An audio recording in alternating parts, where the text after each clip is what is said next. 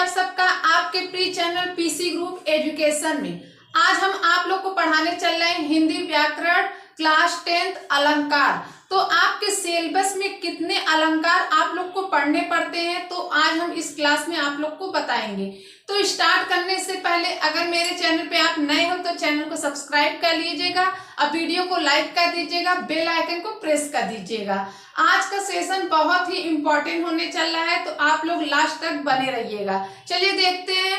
अब देखिए, हम आपको अलंकार को ट्रिक के माध्यम से बताएंगे, जिससे आप लोग कभी नहीं भूलेगा कि ये कौन सा अलंकार है। ठीक, चलिए देखते हैं। देखिए अलंकार, अब देखिए अलंकार होते क्या है। तो अलंकार का शाब्दिक अर्थ होता है सजावट या आभूषण होता है। क्या होता है? सजावट या आभूषण होता है अलंकार का शाब्दिक अर्थ। अब देखिए अलंकार का परिभाषा हम लोग देखते हैं। वैसे आप लोग के बोर्ड के एग्जाम में परिभाषा नहीं पूछा जाता है, ठीक, पर जानना जरूरी है कि अलंकार किसे कहते हैं। देखिए अलंकार दो शब्दों से मिलके बना है, आलम तथा कार। तो दो शब्दों से किससे मिलके बना है? आलम प्लस कार से मिलके बना है। तो देखिए आलम का अर्थ होता है आभूषण होता है या सजावट होता है। क्या होता है? आभूषण या सजावट। किसका अर्थ होता है? आलम का। ठीक, अब देखिए कार का अर्थ होता है करने वाला आभूषण सजावट को करने वाला अलंकार कहलाता है। तो इतना आप लोग को क्लियर हुआ कि अलंकार किसे कहते हैं। ठीक है, अब देखिए अलंकार वैसे परिभाषा तो पूछा नहीं जाता, पर ये पूछा जाता कि अलंकार का शाब्दिक अर्थ क्या है। तो शाब्दिक अर्थ क्या है? सजावट या आभूषण है। ठीक, देखिए अब अलंकार के प्रकार या भेद। तो अलंकार कितने प्रकार के होते हैं? तो देखिए अलंकार दो प्रकार के होते हैं, शब्दालंकार, दूसरा अर्थालंकार। तो आप लोग ने क्लास 9th में इसको पढ़ लिया था शब्दालंकार। ठीक, तो क्लास 10th में आप लोग को अर्थालंकार पढ़ना है। तो अर्थालंकार में कौन कौन से अलंकार पढ़ने हैं? तो उसमें से आप लोग को देखिए एक पढ़ना है उपमा अलंकार, एक देखिए रूपक अलंकार पढ़ना है, रूपक और उत्प्रेक्षा अलंकार। ये तीन आप लोग के सिलेबस में ये तीन आप लोग के पेपर में आते हैं। तो इन्हीं में से आप लोग के क्वेश्चन इसी में से सब पूछे जाते हैं। ठीक, तो देखिए आप लोग का जो शब्द अलंकार है, तो आप लोग क्लास 9th में इसको पढ़े थे। इसमें देखिए क्या क्या आप लोग पढ़े थे। इसमें पढ़े थे अनुप्रास अलंकार, यमक अलंकार,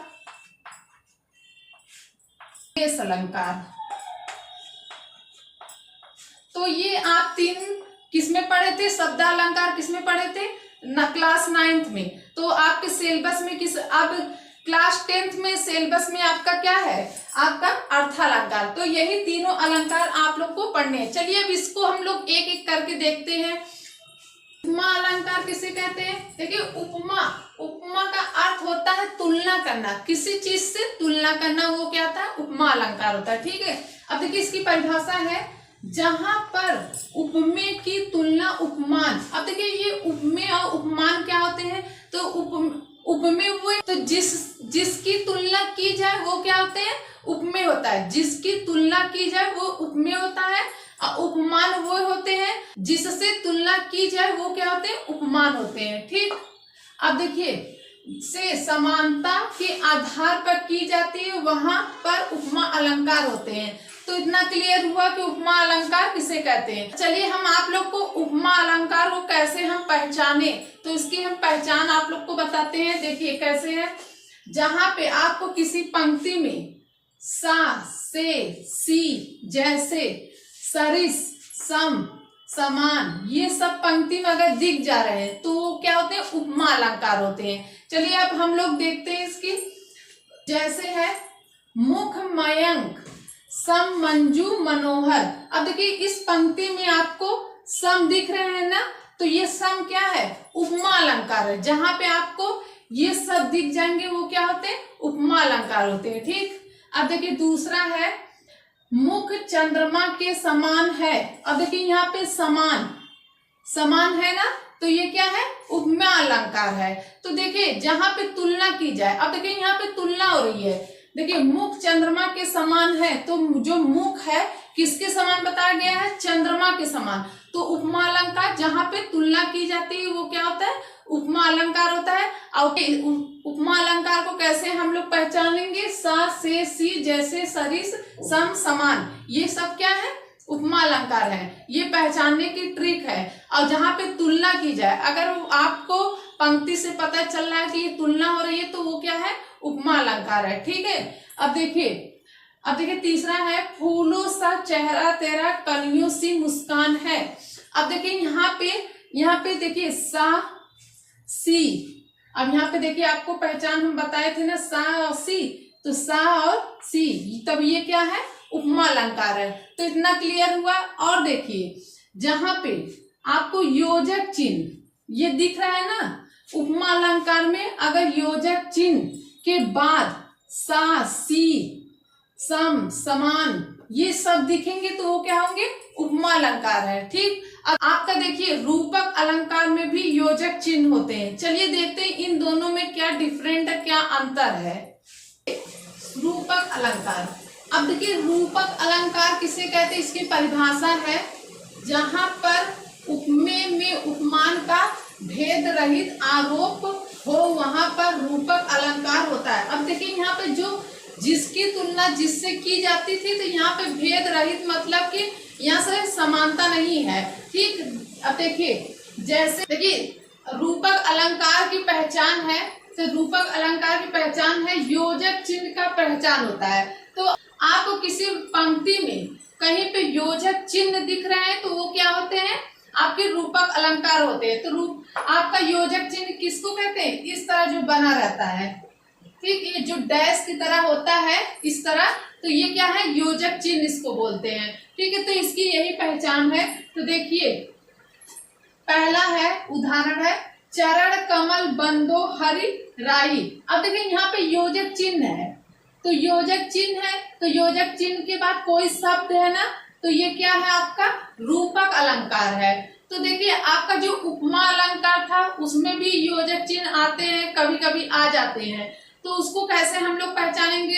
तो देखिए जहां पे सा सी से सरिस समान जैसे ये सब दिखेंगे योजक चिन्ह के बाद, समझ गए ना आप लोग, योजक चिन्ह के बाद अगर यहाँ पे सा सी से सरिस समान ये सब दिखेंगे तो वो क्या होंगे, उपमा अलंकार होंगे। ठीक, तो रूपक अलंकार क्या होते हैं, जिन योजक चिन्ह के बाद कोई शब्द अन्य शब्द दिखेंगे, ये सब को छोड़कर हम आप लोग को उपमा अलंकार का पहचान बताए हैं। अगर इन सब को छोड़कर अगर आपको योजक चिन्ह के बाद कोई और शब्द दिख रहे हैं तो वो क्या होंगे, रूपक अलंकार होंगे। तो इतना आप लोग को क्लियर हुआ कि रूपक अलंकार और उपमा अलंकार किसे कहते हैं, इसकी पहचान आप लोग को समझ में आ गया होगा। देखिए अब दूसरा है माया मैं तो चंद्र खिलौना लायो। अब देखिए यहाँ पे चंद्र खिलौना, इन दोनों के बीच में योजक चिन्ह है और यहाँ पे खिलौना है, तो ये क्या है, रूपक अलंकार है। तो इतना आप लोग को क्लियर हुआ। अब हम लोग चलिए तीसरा देखते हैं, उत्प्रेक्षा अलंकार। देखिए उत्प्रेक्षा अलंकार किसे कहते हैं, जहाँ पे संभावना किसी चीज की संभावना किया जाता है उसे उत्प्रेक्षा अलंकार कहते हैं। अब देखिए इसकी पहचान है, मनहो मानो मनु मनहु जानू जनहु ज्यो, ये क्या है, आपका उत्प्रेक्षा अलंकार की पहचान है। ठीक, तो इस किसी पंक्ति में इसको आपको दिख जा रहा है, वो क्या होते हैं, उत्प्रेक्षा अलंकार होते हैं। जैसे देखिए उदाहरण से हम लोग देखते हैं, देखिए इसमें संभावना व्यक्त किया जाता है, हरि मुख मानो मधुर मयंक। अब देखिए ये मानो, यहाँ पे संभावना किया जा रहा है, तो ये क्या है, उत्प्रेक्षा अलंकार है। ठीक है, अब देखिए दूसरा है, सोहत ओढ़ पीत पट श्याम सलोवन गात मनहु नीलमणि सैल पर अतपु प्रयो प्रभात। अब देखिए इसमें क्या संभावना हो रहा है, मनहु क्या है, ये संभावना हो रहा है, तो ये क्या है, उत्प्रेक्षा अलंकार है। तो इतना आप लोग को क्लियर हो गया होगा कि उत्प्रेक्षा अलंकार किसे कहते हैं। आप लोग को पहचान समझ में आ गया होगा। हम वीडियो को यहीं पर रखते हैं। तो आज के क्लास में हम लोग ने अर्थ अलंकार में उपमा अलंकार, रूपक अलंकार और उत्प्रेक्षा अलंकार को पढ़ा। तो ये देखिए आपके सिलेबस में है, यही आपके बोर्ड के एग्जाम में यही तीनों आते ही हैं, कोई नहीं आते हैं। ठीक, तो आज का क्लास आप लोग को कैसा लगा कमेंट करके जरूर बताइएगा। आप लोग वीडियो को लाइक कर दीजिएगा, चैनल को सब्सक्राइब कर दीजिएगा, बेल आइकन को प्रेस कर दीजिएगा। हम आप लोग से नेक्स्ट वीडियो मिलते हैं न्यू टॉपिक के साथ। तब तक के लिए धन्यवाद।